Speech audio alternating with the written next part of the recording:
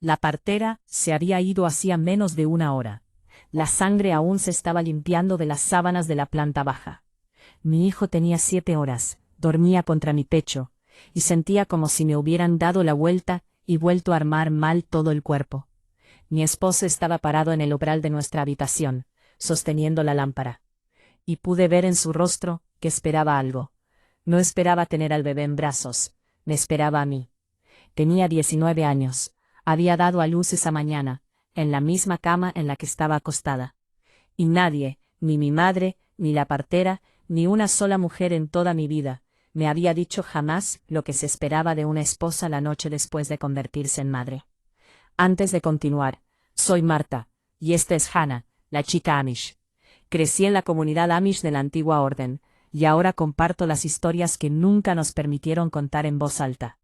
Si valoras escuchar la verdad sobre la vida sencilla de alguien que la vivió en carne propia, suscríbete y dale me gusta a este video. Y dime en los comentarios, ¿creías que una mujer podía descansar después de dar a luz? Quiero saber qué imaginaste, porque la verdad es algo completamente distinto. Permíteme llevarte al principio, porque para entender esa noche, tienes que entender para qué sirve el cuerpo de una mujer en el mundo del que vengo. En mi comunidad, el cuerpo de una esposa nunca le pertenecía del todo. Pertenecía primero a Dios, segundo a su marido, y por último, a ella misma si quedaba algo. Esto no se decía con crueldad. Era simplemente el agua en la que nadábamos. El obispo predicaba la Gelassenheit, la sumisión, la renuncia a la propia voluntad. Una buena mujer se sometía. Se sometía al Ordnung, nuestro código no escrito que lo regía todo. Se sometía a su marido. Y sobre todo, entregaba su cuerpo a la labor para la que fue creado, tener hijos y mantener un hogar. Me casé a los 18. A los 19 ya estaba embarazada. Era normal. Era lo esperado. 1 año sin embarazo, y las mujeres mayores empezaban a mirarte de reojo en la reunión de costura, preguntándose en voz baja si algo andaba mal contigo, o peor aún, si estabas haciendo algo para evitarlo. Porque evitarlo era un pecado. Los hijos eran una bendición enviada por Dios, y no se rechazaba una bendición.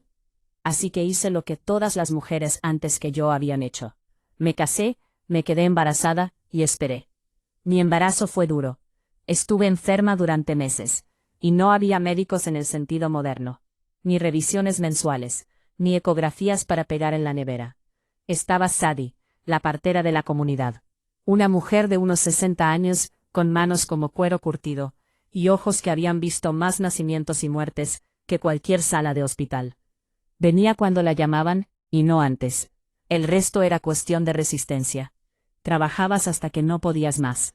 Estaba enlatando tomates la semana antes de dar a luz, de pie, junto a una olla hirviendo, bajo el calor de agosto, con la barriga hasta aquí. Porque el trabajo no se detenía solo porque una mujer estuviera a punto de traer una vida al mundo. Cuando llegó el parto, llegó de noche. Quiero ser sincera contigo sobre cómo fue, porque esta es la parte que nunca muestran los folletos turísticos. No había hospital, no había medicamentos. Había una lámpara de queroseno, un recipiente con agua, mi madre sosteniendo una de mis manos, y Sadie entre mis rodillas, diciéndome que me callara, que no despertara a los niños más pequeños, que lo soportara como lo habían soportado todas las mujeres de mi familia. Mordí un paño doblado, para que nadie en la casa me oyera. Así fue como conocí a mi hijo. En silencio, a la luz de la lámpara, en la misma cama donde lo habían hecho. Y durante unas horas después, hubo paz.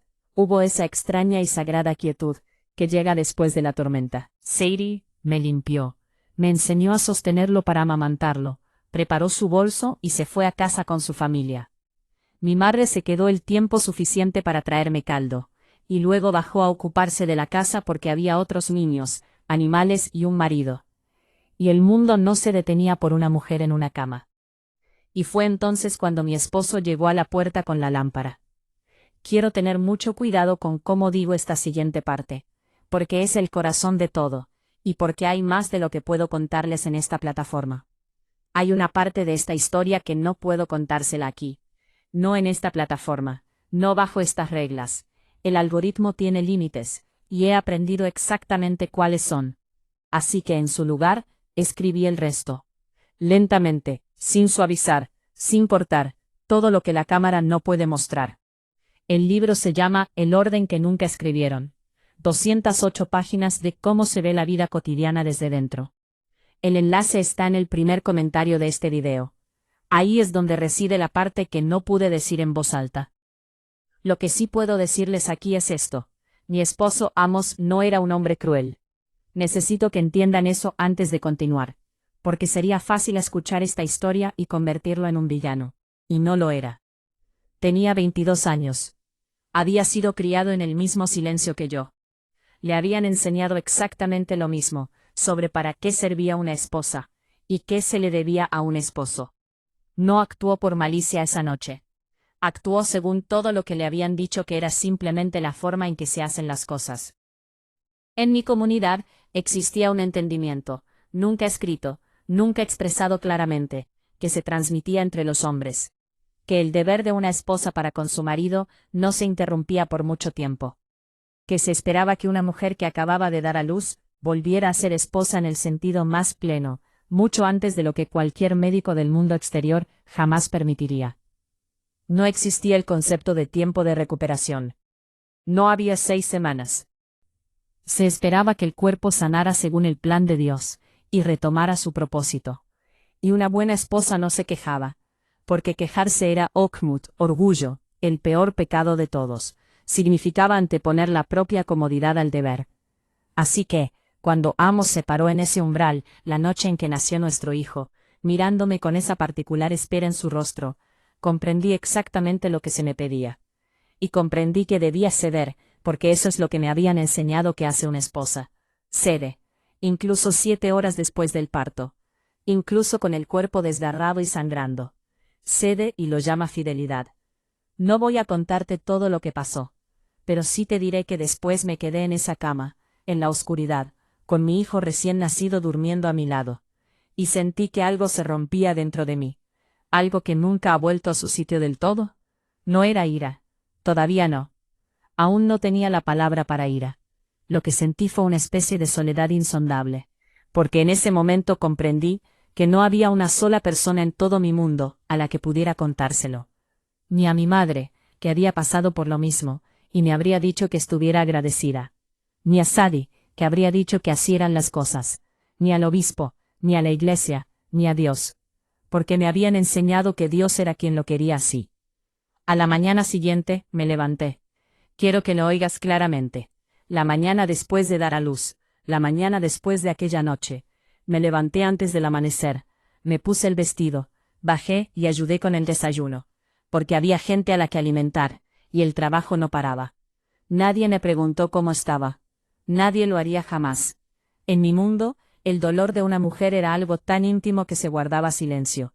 Y su cuerpo era un instrumento al servicio de los demás, no un objeto al que se servía. Déjenme contarles sobre mi amiga Rebeca. Porque lo que me sucedió, no me pasó solo a mí. Rebeca se casó 2 años antes que yo. Tuvo su primer hijo a los 20. El segundo 11 meses después, y el tercero al año siguiente.